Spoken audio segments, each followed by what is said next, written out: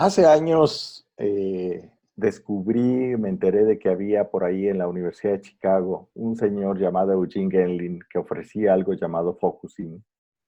Y por alguna razón me llamó la atención y entonces obtuve información y empecé a aprender. Lo primero que me llamó la atención es que esto tenía que ver con atenderme desde mi corporalidad. Como muchas personas, yo aprendí a dar más importancia a la lógica, a la razón, y a ver con cierta desconfianza esta cuestión de los afectos, de los sentimientos y por supuesto también del cuerpo. Entonces, cuando fui leyendo estas invitaciones de Gendlin para ponerme atención desde mi cuerpo, para identificar cierto tipo de sensaciones y más aún para dejarme guiar en mi vida cotidiana por estas sensaciones, había en mí como una mezcla de interés, de desafío, de invitación, pero también de incredulidad. Finalmente opté por darme la oportunidad de probar desde el punto de vista de la experiencia si aquello que decía es el doctor Gendlin tenía o no sentido en mi propia vida. Y hubo un primer incidente que para mí abrió una nueva visión de posibilidades en mi vida. En una ocasión en que yo buscaba mi pasaporte y que lo busqué por todos lados donde pensaba que podría estar guardado, llegó un momento de mucha frustración porque no lo encontraba. Y de repente pensé, dije, bueno, si yo lo guardé, yo tengo que saber dónde está. Entonces mi problema es, no estoy pudiendo reconocer, recuperar esa información que yo tengo. Gendlin dice que esa información puede ser que esté en el cuerpo porque yo lo hice, pues déjame ver si es cierto. Entonces hice una pausa, me di tiempo para ponerme atención desde el cuerpo, al mismo tiempo que hacía la pregunta invitación de dónde habré guardado el pasaporte. Esperé, sería cuestión de un minuto y para mi sorpresa me vino una imagen de un cajón, de un closet, donde según esto estaba el pasaporte. Con mucha incredulidad me levanté porque yo ya había buscado al menos 2 o 3 veces en ese lugar y no había encontrado el pasaporte. Fui, abrí el cajón y efectivamente ahí estaba el pasaporte. Entonces esto obviamente para mí fue una gran sorpresa porque de una manera vivencial y concreta me estaba yo mostrando que esto que decía Gendlin de que hay un saber corporal, una especie de conciencia corporal con la cual podemos orientar significativamente nuestra vida, pues ahí tenía un primer ejemplo. Sin duda, esto fue para mí el inicio de una gran, diría, transformación y revolución, porque obviamente empecé a cuestionar, pues, esto que después leí, pero que en aquel entonces ya empezaba a cuestionar, que no todo en la vida es lógico y racional. No todo se resuelve pensando. Y, por otro lado, que los sentimientos y cierto tipo de sensaciones también era una manera como yo podía orientar y vivir la vida. Así que empecé a poner más atención a mi propio cuerpo. En este recorrido de ya más de 20 años, creo que las dificultades principales con las que me he topado es justamente el no dejarme atrapar por esta serie de creencias, por esta serie de ideas culturalmente muy arraigadas que insisten en hacerme creer que lo racional siempre es prioritario, a veces es lo único que hay que ponerle atención y que hay que ver con cierta desconfianza lo que venga desde el cuerpo, porque desde ahí no podría venir más que algo caótico, desordenado, malo, contrario a la buena convivencia social. Entonces, animarme a poner en cuestionamiento esas ideas ha sido quizá una de las dificultades principales. Pero creo que el recorrido ha valido la pena y creo que los riesgos han valido la pena. Porque día a día sigo ampliando esta conciencia corporal que me permite en mi vida cotidiana resolver situaciones de una manera pues mucho mejor que lo que hubiera podido hacerlos solo pensando. Un área para mí muy clara de cómo esta conciencia corporal me ayuda a resolver situaciones de manera positiva es en los viajes. Con cierta frecuencia, cuando he viajado, ha habido situaciones en las que de repente, digo yo, me descubro realizando una acción.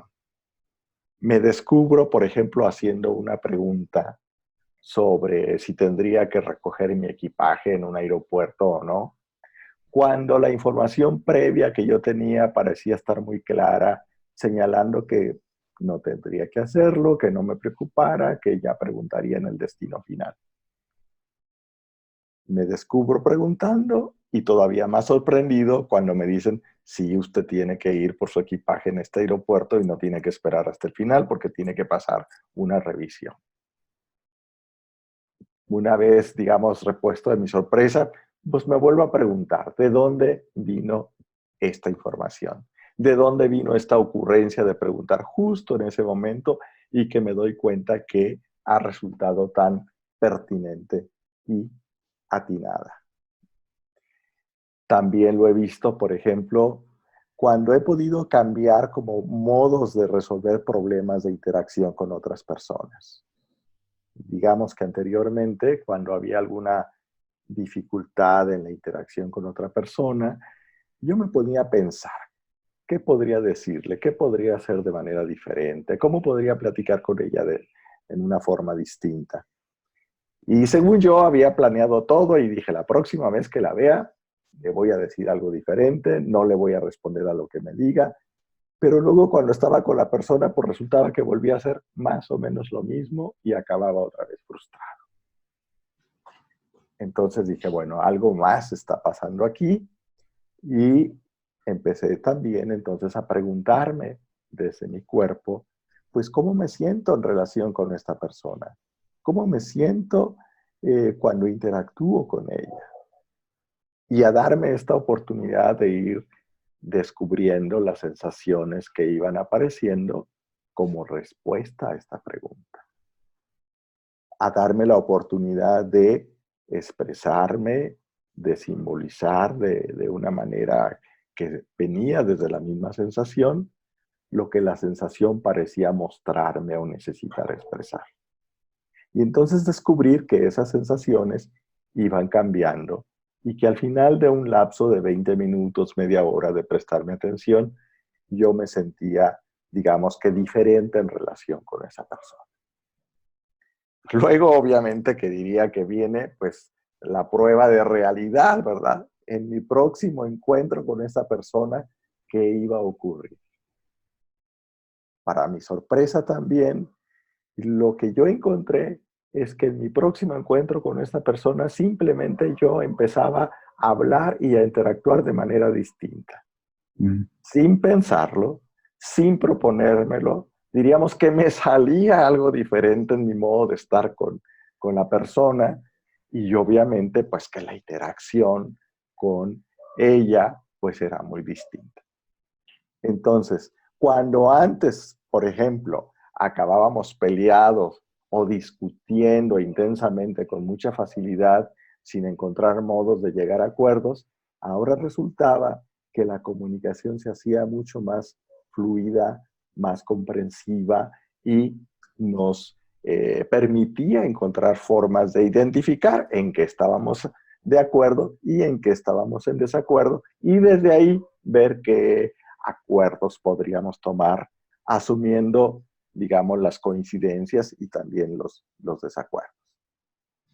Para mí esto fue definitivamente una perspectiva otra vez muy amplia, ¿verdad? De reconocer cómo cuando me pongo atención, cuando hago esta pausa, cuando me permito escucharme desde mi corporalidad, descubro que puedo transformar mis modos de relación, de comunicación con una persona. Esta es otro de los grandes, digamos, descubrimientos y beneficios que yo he encontrado en esta cuestión de la atención a mi cuerpo, inspirado mucho por esta perspectiva de la filosofía de lo implícito de Eugene Gendlin y lo del focusing. Algo más que puedo decir también es que a mí me gusta mucho escribir y creo que durante muchos años en mi vida lo he escrito. Y recuerdo que al principio, cuando empezaba a escribir algunos de los trabajos en la escuela, que desde la universidad o un poco antes, las sugerencias usuales era que anotara las ideas que quería expresar, que hiciera fichas con las citas que yo quería utilizar, que hiciera una especie de índice de los temas a desarrollar. Y al principio intenté seguir esas indicaciones, pero pronto me di cuenta que yo no podía escribir de esa manera. Que si yo intentaba escribir siguiendo un esquema preestablecido, no venían las ideas. Parecía que no tenía nada que decir. Alguna vez creo que algún amigo me dijo, ¿y por qué no escribes como si fueras a escribir una carta? Imagínate que le escribes a alguien en particular y que le vas a escribir una carta. Esa propuesta me resultó interesante. Y después, cuando fui aprendiendo a escucharme también desde el cuerpo, junté las dos cuestiones. ¿Qué tal si ahora lo hago como si fuera a escribir una carta a alguien más, pero dejándome expresar desde lo que venga en mi cuerpo? Y entonces, en un primer momento, pues voy a escribir todo lo que venga, no voy a censurar nada, no voy a preocuparme por la sintaxis, puntuación, ni nada de eso. Simplemente voy a dejar que fluya y se quede por escrito todo lo que viene desde eso que voy sintiendo. He encontrado muy provechoso esta manera de escribir. Porque muchas veces ya desde el primer borrador, vamos a decir, diría que lo releo y digo, mira, no quedó tan mal. O quedó bien, ahora necesita una pulida, una cuestión de editorial para quitar a lo mejor algunas expresiones que no van, como si le fuera a hablar a un amigo, sobre todo si es un texto más académico, bueno, hay que hacer ese tipo de ajustes, pero lo central ya estaba ahí, ¿no? Entonces, eso también me empezó a intrigar para preguntarme con respecto a la creatividad. Dije, qué curioso que haciéndolo de esta manera, eh, pues me vengan las ideas y las voy pudiendo expresar de una manera que después incluso a mí mismo me resulta sorprendente. Es como que yo decía, no hubiera pensado que yo tenía esto para decir o que lo pudiera decir de esta forma, ¿no?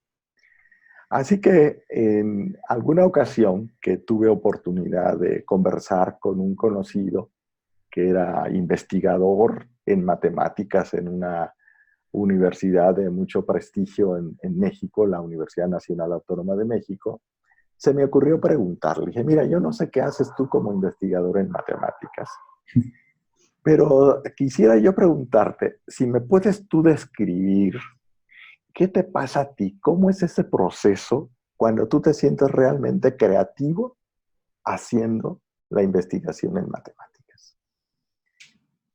Y la gran sorpresa para mí fue cuando él me empezó a describir que algo pasaba en su cuerpo, que le ponía atención y que desde ahí le empezaban a surgir ideas importantes para su investigación. Y me sorprendió más porque esta persona no sabía nada de focusing, no había leído nada de los escritos de Gendlin.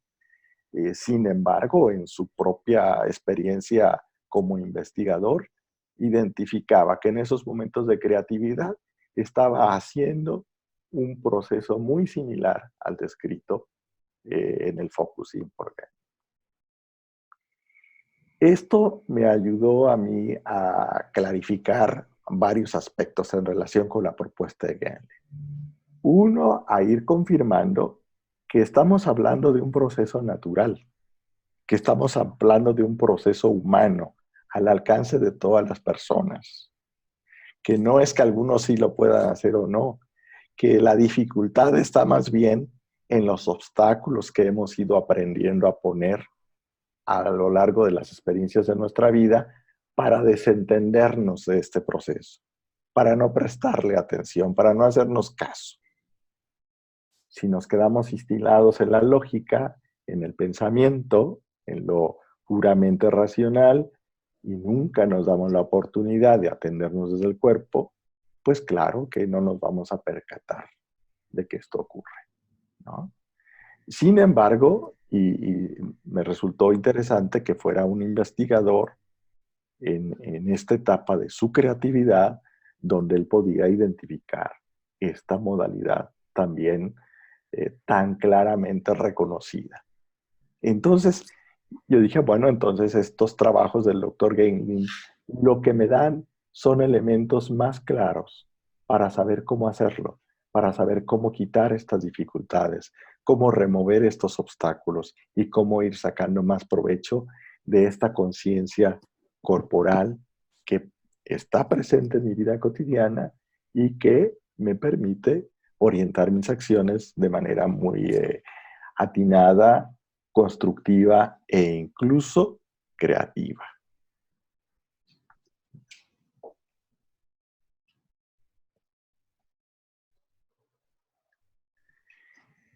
Una vez que yo empecé a convencerme de las bondades de poner atención a mi cuerpo desde cierto tipo de sensaciones y a dejarme orientar por las respuestas que venían desde ahí, pues me pareció también como importante el compartir estos aprendizajes con otras personas.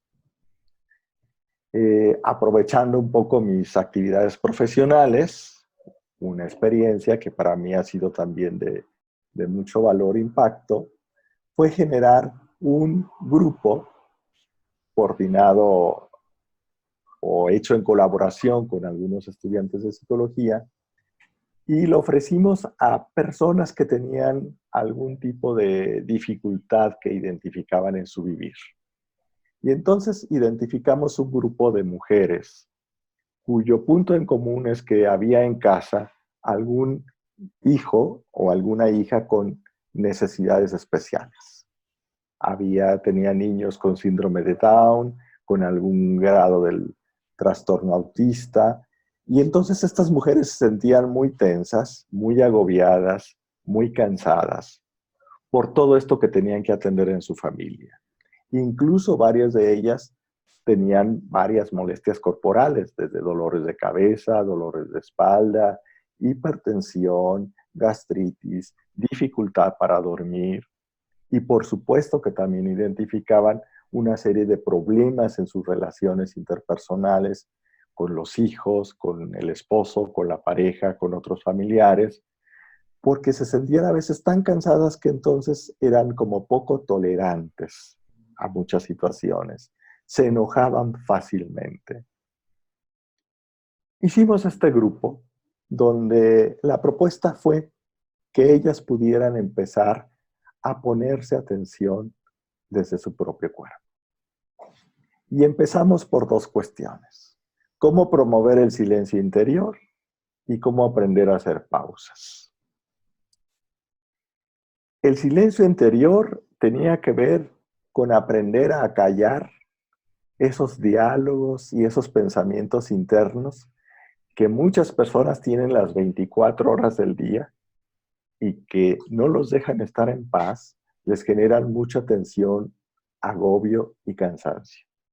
Y que además, como muchas veces estos pensamientos tienen que ver con preocupaciones y con problemas, pues generan ansiedad, generan estrés, generan desgaste. Entonces, cuando empezamos a proponer algunas actividades, como por ejemplo la de despejar un espacio, en la que ellas podían aprender a no cargar sobre sus hombros o en su cuerpo todas las preocupaciones las 24 horas del día.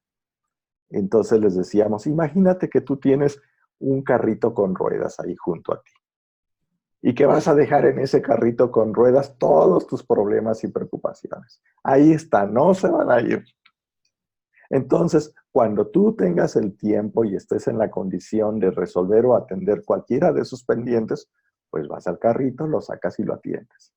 Mientras tanto, no tiene caso que lo estés cargando.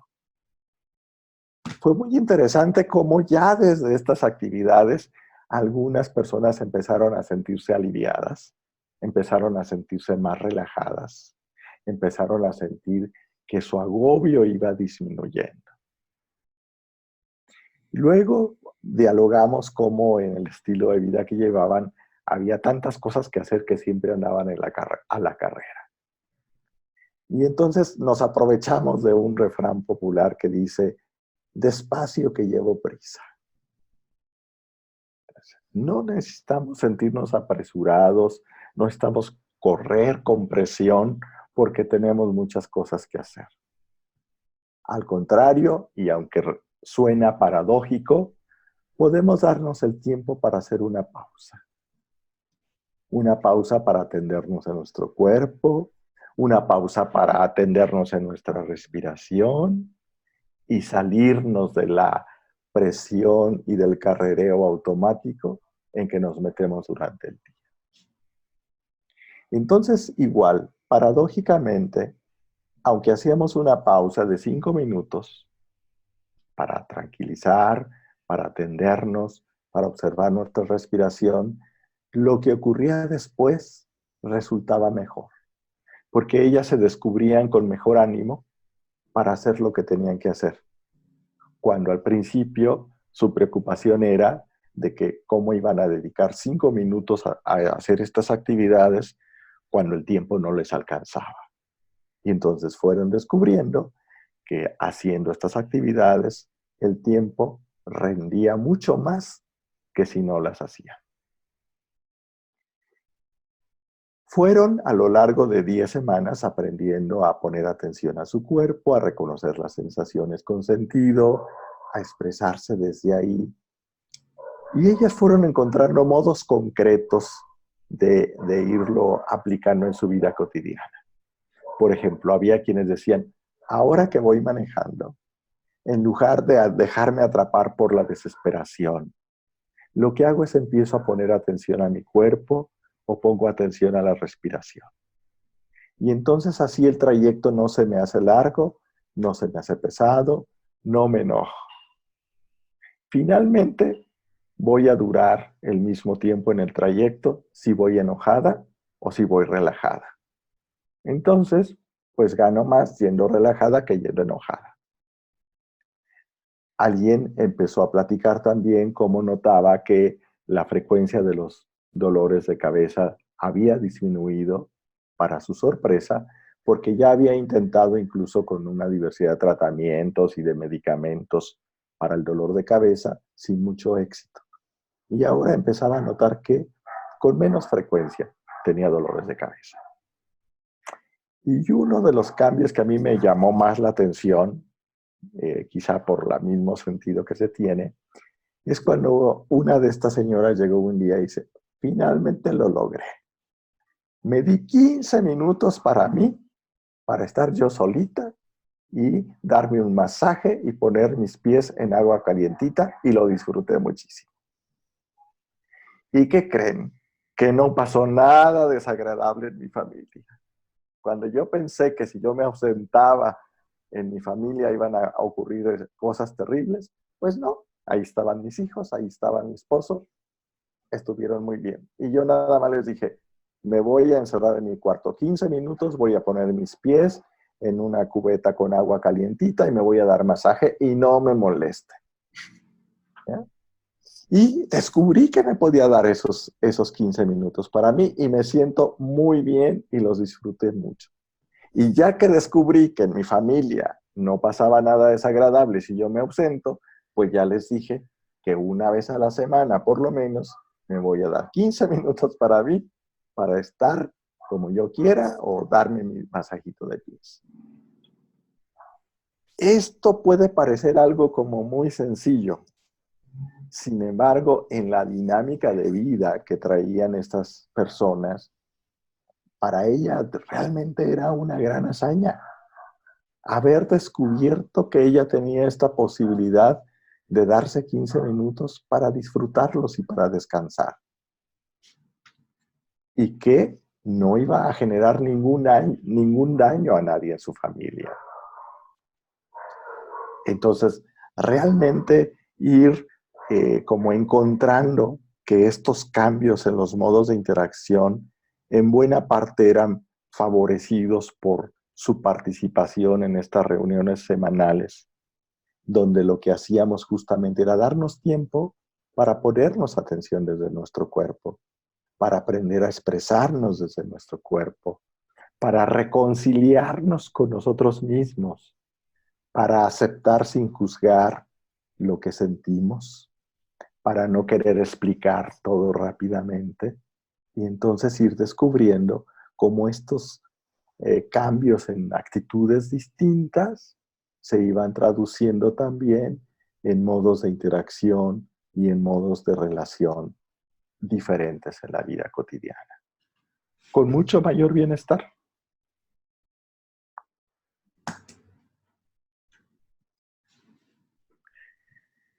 Estas experiencias también de trabajo con este grupo de mujeres, que obviamente una de las primeras dificultades por ellas reconocidas era no tenemos tiempo para hacer más actividades.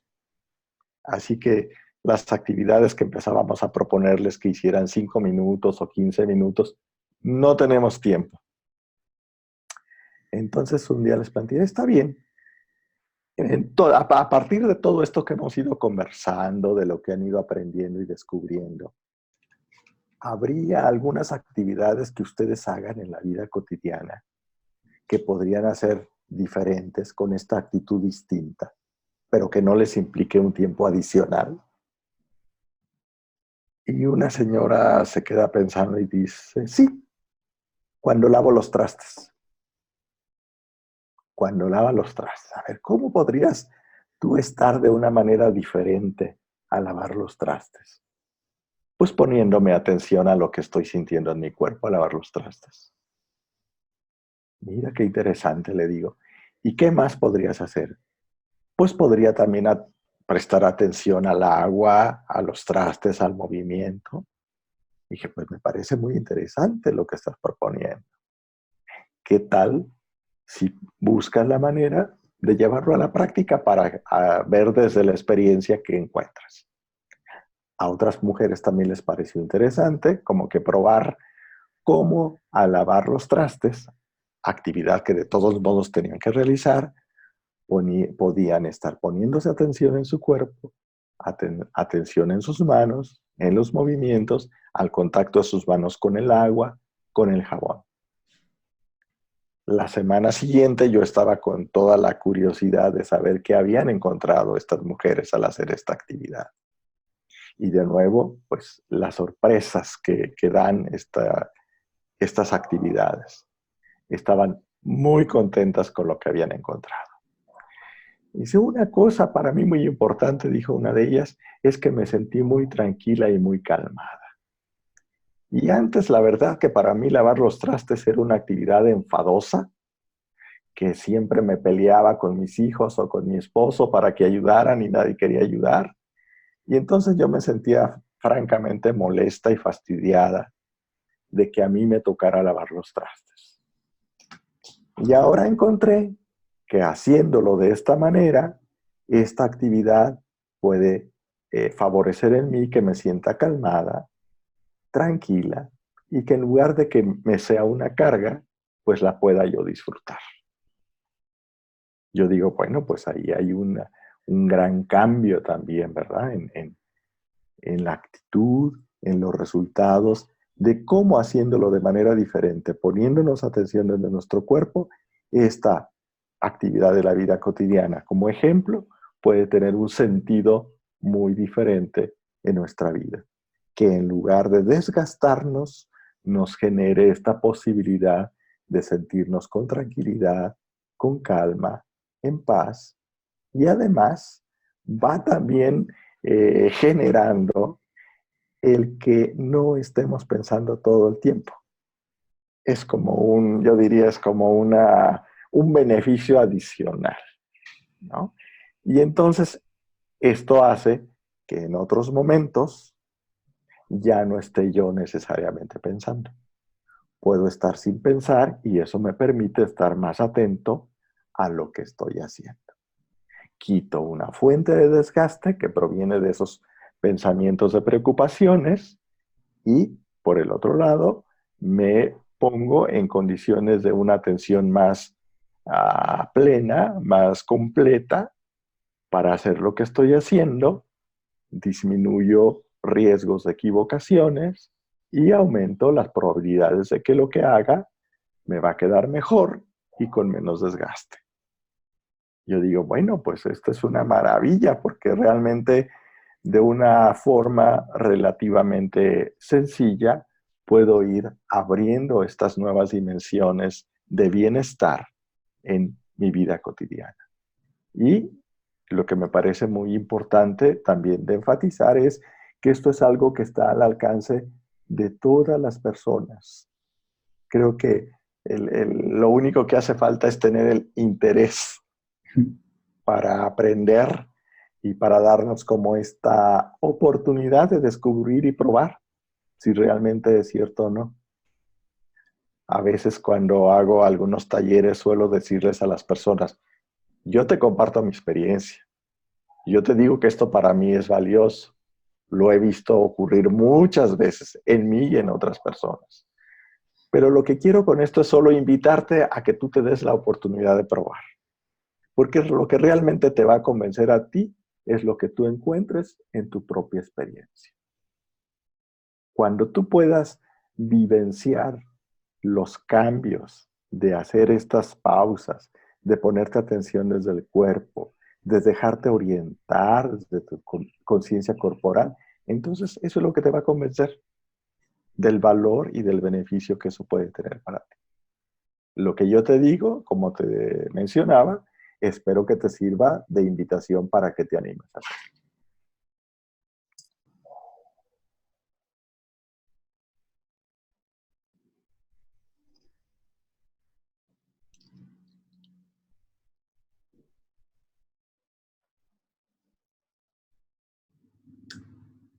Un campo donde también poner atención al cuerpo, escucharme desde mi cuerpo, que también me ha resultado de mucho interés y beneficio, diría que es el campo de la salud corporal y emocional, que día con día a mí me parece que es algo integrado y junto y que esta separación que se hace con tanta frecuencia de lo emocional por un lado y lo corporal por otro es realmente algo totalmente artificial, porque en los hechos formamos una sola unidad.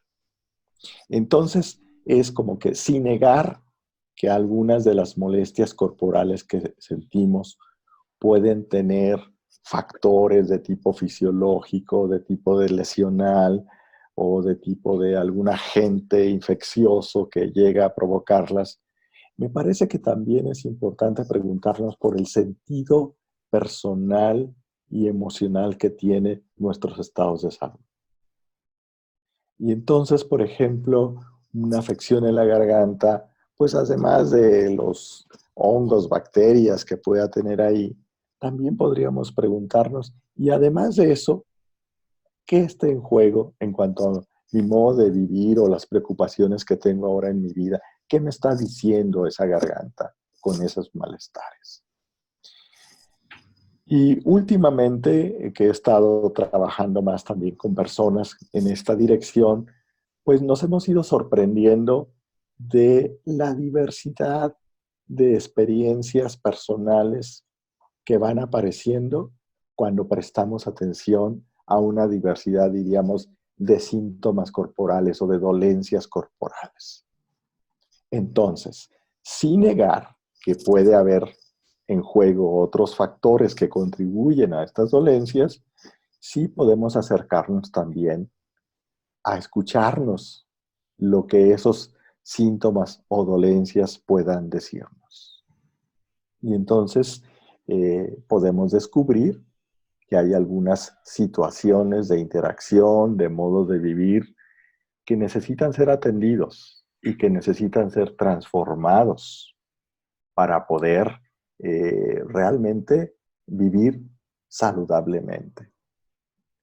Creo que ahora ya es un poco más común, más aceptable decir que hay enfermedades que tienen un componente emocional muy importante, que hay elementos emocionales que inciden en la generación de algunas enfermedades y la conciencia corporal y el abordaje que podemos hacer desde esta perspectiva experiencial, lo que nos ofrecen son como alternativas muy concretas de cómo atender estas dolencias, cómo descubrir su significado y cómo propiciar las transformaciones en nuestra vida cotidiana que requerimos para estar saludables.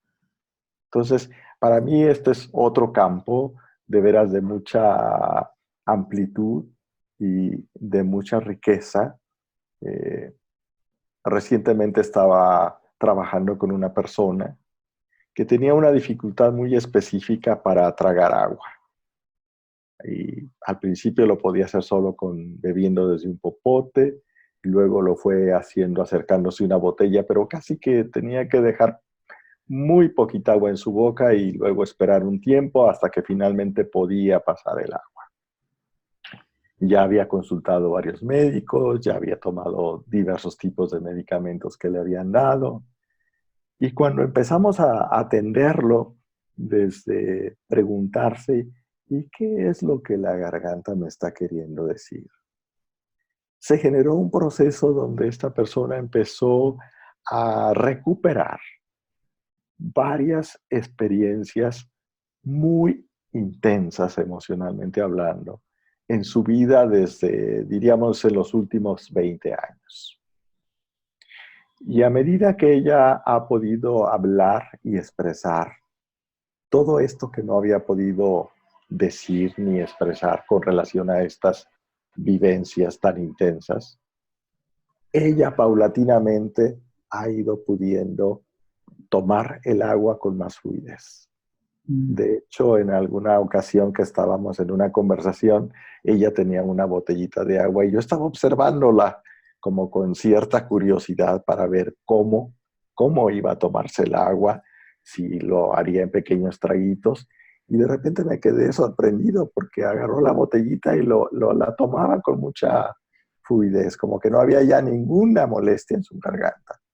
Yo no hice ningún comentario, solo la observé y ya más al rato ella voltea y me dice, oye, creo que ya me tomé el agua de un solo jalón, ¿verdad? Creo que ya no me tuve que hacer pausas. Y que creo que sí, creo que ya hay una diferencia mayor en el modo como estás pudiéndote tomar el agua. Dice, fíjate que no me había dado cuenta, dice, pero me da mucho gusto. Y bueno, pues para mí también este es otro ejemplo de esta diversidad de oportunidades y posibilidades de mejorar nuestra vida cotidiana a través de hacer pausas, poner atención a nuestro cuerpo, reconocer cierto tipo de sensaciones y aprender a expresarnos con precisión desde ellas. Entonces, pues por eso este asunto de poner atención a mi propia corporalidad, a la corporalidad de otros, pues se ha convertido realmente en algo importante y valioso en mi vida en estos últimos años y algo que con mucho gusto comparto con quienes tienen interés por aprender y descubrir cómo hacerlo, ¿no? Porque estoy más que convencido de los grandes beneficios que esto nos ofrece y que es algo al alcance de todas las personas.